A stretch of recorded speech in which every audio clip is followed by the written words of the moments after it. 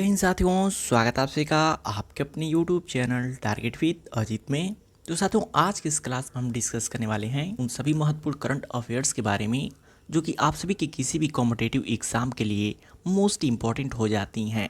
तो वीडियो को अंत तक जरूर देखिएगा क्योंकि दिए गए सभी क्वेश्चंस एग्जाम ओरिएंटेड और सिलेक्टिव हैं। तो आइए देखते हैं। जैसे पहला प्रश्न है, निम्न में से किस दिन अंतर्राष्ट्रीय सांकेतिक भाषा दिवस मनाया जाता है। मोस्ट इंपॉर्टेंट क्वेश्चन साथियों कि निम्न में से किस दिन अंतर्राष्ट्रीय सांकेतिक भाषा दिवस मनाया जाता है। तो याद रखिएगा 23 सितंबर को मनाया जाता है। कब मनाया जाता है? 23 सितंबर को मनाया जाता है। और बात करें जो कि इम्पोर्टेंट सितंबर माह के उन सभी महत्वपूर्ण दिवस की जो कि आपकी आने वाली परीक्षाओं के लिए मोस्ट इम्पॉर्टेंट हो जाती हैं, क्योंकि साथियों हाल ही में हुए पीटी के एग्ज़ाम में 5 क्वेश्चन जो कि सिर्फ महत्वपूर्ण दिवस से संबंधित क्वेश्चन पूछे गए थे। इसलिए मैं अपनी डेली करंट अफेयर की क्लास में एक जो कि महत्वपूर्ण दिवस से संबंधित क्वेश्चन कराता हूं और उस महीने के सभी महत्वपूर्ण दिवस का एक शॉर्ट रिवीजन भी करवाता हूं। तो बात करें 2 सितंबर को विश्व नारियल दिवस मनाया जाता है। 11 सितंबर को राष्ट्रीय वन शहीद दिवस मनाया जाता है। 14 सितंबर को हिंदी दिवस मनाया जाता है और 16 सितंबर को अंतर्राष्ट्रीय ओजोन परत संरक्षण दिवस मनाया जाता है, जो कि काफ़ी इम्पोर्टेंट है। ये लगभग की परीक्षाओं में पूछा जाता है। उसके अतिरिक्त 17 सितंबर को विश्व रोगी सुरक्षा दिवस, 20 सितंबर को अंतर्राष्ट्रीय लाल पांडा दिवस, 22 सितंबर को विश्व गैंडा दिवस मनाया जाता है। तो इन सभी को याद रखिएगा साथियों, यहाँ से एक क्वेश्चन आपके एग्जाम में देखने को मिल सकता है। नेक्स्ट क्वेश्चन है, हाल ही में किस देश ने मिसाइल रोधी लेजर प्रणाली आयरन बीमा का सफल परीक्षण किया है। मोस्ट इंपॉर्टेंट क्वेश्चन है कि हाल ही में किस देश ने मिसाइल रोधी लेजर प्रणाली, कौन सी प्रणाली है?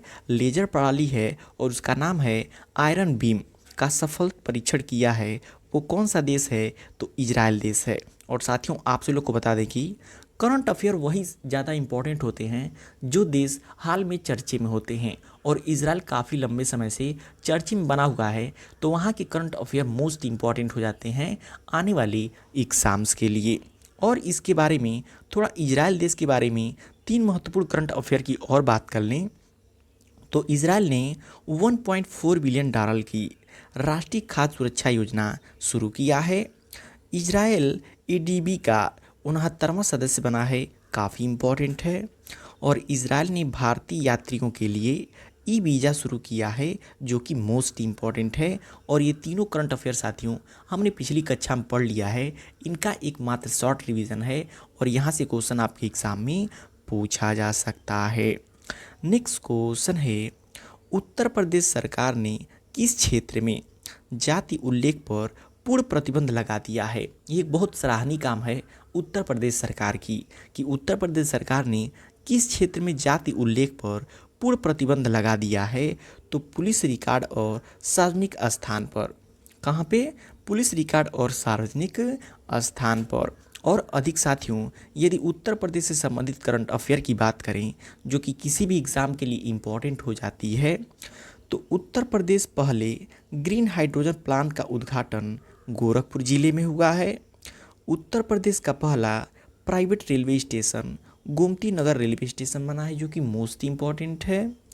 उत्तर प्रदेश सरकार 1 सितंबर से नो हेलमेट नो फ्यूल सड़क सुरक्षा अभियान शुरू किया है, मोस्ट इम्पॉर्टेंट है। नोएडा की पहली महिला जिलाधिकारी मेधा रूपम बनी है। साथियों, उत्तर प्रदेश का नोएडा एक ऐसा ज़िला है जहां से कलेक्टर और उप कलेक्टर्स के क्वेश्चन ज़्यादा पूछे जाते हैं। तो ये भी इम्पोर्टेंट है कि नोएडा की पहली महिला जिलाधिकारी मेधा रूपम बनी है।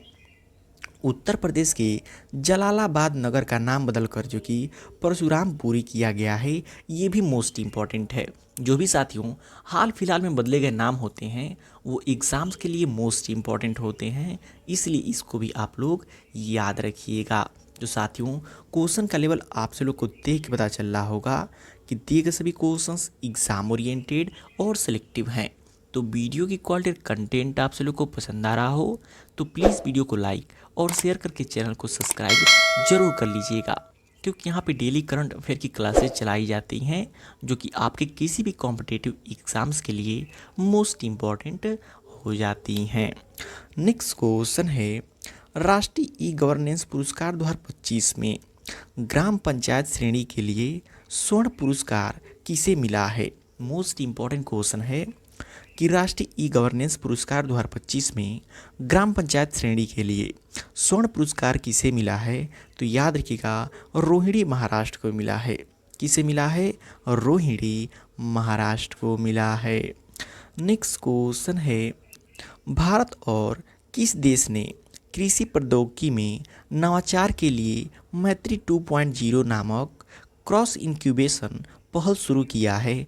तो याद रखिएगा, भारत और ब्राज़ील देश ने, भारत और ब्राज़ील देश ने जो कि कृषि प्रौद्योगिकी में नवाचार के लिए मैत्री 2.0 नामक क्रॉस इंक्यूबेशन की पहल शुरू किया है। अब बात करें ब्राज़ील देश के बारे में, तो ब्राज़ील की राजधानी क्या हो जाती है? ब्राज़ीलिया। मुद्रा की बात करें तो ब्राज़ीलियन रियाल हो जाती है। वहाँ के वर्तमान राष्ट्रपति कौन हैं? तो लूला दा सिल्वा हैं। और याद रखिएगा, 7 सितंबर 2025 को ब्राज़ील ने अपना स्वतंत्रता दिवस मनाया है, मोस्ट इम्पॉर्टेंट है।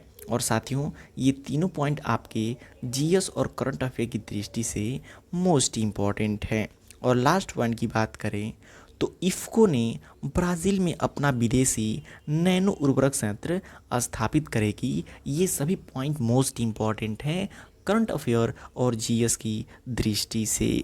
नेक्स्ट क्वेश्चन है, सुश्री वंदना गुप्ता ने हाल ही में कौन सा पदभार संभाला है? तो याद रखिएगा, संचार लेखा नियंत्रक महालेखा परीक्षक का जो कि पदभार संभाला है। तो आइए उसके अतिरिक्त बात कर लेते हैं कुछ महत्वपूर्ण नियुक्तियों के बारे में जिन्हें हमने पिछली कक्षा में पढ़ लिया है, और यहाँ पे एकमात्र शॉर्ट रिवीजन कर लेते हैं।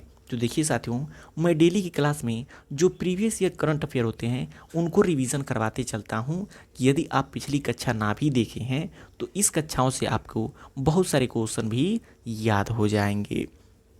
तो पहला पॉइंट है, अजय सिंह को बॉक्सिंग फेडरेशन ऑफ इंडिया का अध्यक्ष चुना गया है लगातार तीसरी बार। सतीश गोलचा को दिल्ली का पुलिस कमिश्नर नियुक्त किया गया है, मोस्ट इम्पॉर्टेंट है। गौरव बनर्जी को राष्ट्रीय मीडिया और मनोरंजन परिषद का अध्यक्ष नियुक्त किया गया है। और मोस्ट इम्पॉर्टेंट तो ये है कि प्रधानमंत्री नरेंद्र मोदी जी की निजी सचिव निधि तिवारी को नियुक्त किया गया है। रेलवे सुरक्षा बल यानी कि आरपीएफ सोनाली मिश्रा पहली महिला महानिदेशक बनी हैं, जो कि मोस्ट इम्पॉर्टेंट हो जाता है। तो एग्जाम में क्वेश्चन यदि पूछे आरपीएफ यानी कि रेलवे सुरक्षा बल की पहली महिला महानिदेशक कौन है, तो सोनाली मिश्रा हो जाती हैं। और आप सभी लोग को पता है जो पहला होता है वो काफ़ी इम्पॉर्टेंट हो जाता है। नेक्स्ट क्वेश्चन है, निम्न में से किस शहर में ई गवर्नेंस पर 28वां राष्ट्रीय सम्मेलन आयोजित किया गया? तो याद रखिएगा, विशाखापत्तनम में। कहाँ पे? विशाखापत्तनम में। नेक्स्ट क्वेश्चन है, बैरन द्वीप कहाँ पे स्थित है जहाँ भारत का एकमात्र सक्रिय ज्वालामुखी फटा है? साथियों देखिए, यह जीके, जीएस और करंट अफेयर तीनों की दृष्टि से मोस्ट इम्पॉर्टेंट है। पहला तो ये बैरन द्वीप कहाँ पे स्थित है, उसके बाद से यह भारत का एकमात्र सक्रिय ज्वालामुखी है जो कि हाल ही में फटा है, इसलिए यह करंट अफेयर में इम्पॉर्टेंट बन जाता है। तो याद रखिएगा, बैरन द्वीप जो कि अंडमान सागर में स्थित है और यह भारत का एकमात्र सक्रिय ज्वालामुखी है जो कि कहाँ पे स्थित है, तो अंडमान सागर में स्थित है जो कि हाल ही में फटा हुआ है। नेक्स्ट क्वेश्चन है, हाल ही में इंडसइंड बैंक ने किसे मुख्य वित्तीय अधिकारी नियुक्त किया है? तो बैंकिंग के क्वेश्चन भी काफ़ी इंपॉर्टेंट होते हैं बैंकिंग के एग्ज़ाम और अदर एग्ज़ाम्स के लिए भी।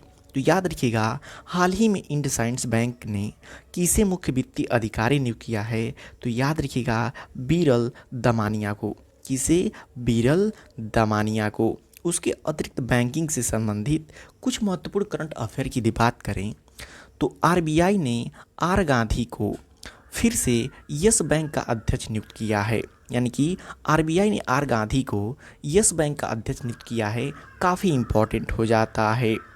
नेक्स्ट पॉइंट है, कौस्तुभ कुलकर्णी को CITI बैंक के एशिया प्रशांत IB का सह प्रमुख नियुक्त किया गया है। ये भी काफ़ी इम्पोर्टेंट पॉइंट है, याद रखिएगा। नेक्स्ट क्वेश्चन है, निम्न में से किसे संयुक्त राष्ट्र द्वारा वैश्विक सतत बीमा बोर्ड की भारतीय मूल की पहली महिला अध्यक्ष नियुक्त किया गया है? तो मोस्ट इम्पॉर्टेंट क्वेश्चन याद रखिएगा, अमिता चौधरी को नियुक्त किया गया है। नेक्स्ट क्वेश्चन है, निम्न में से किस राज्य को रेशम विकास के लिए सर्वश्रेष्ठ राज्य पुरस्कार दिया गया है? तो साथियों, कृषि से संबंधित यह मोस्ट इम्पॉर्टेंट करंट अफेयर है, इसको आप 100% याद रखिएगा कि निम्न में से किस राज्य को रेशम विकास के लिए सर्वश्रेष्ठ राज्य का पुरस्कार दिया गया है? तो याद रखिएगा, आंध्र प्रदेश राज्य को। किस राज्य को?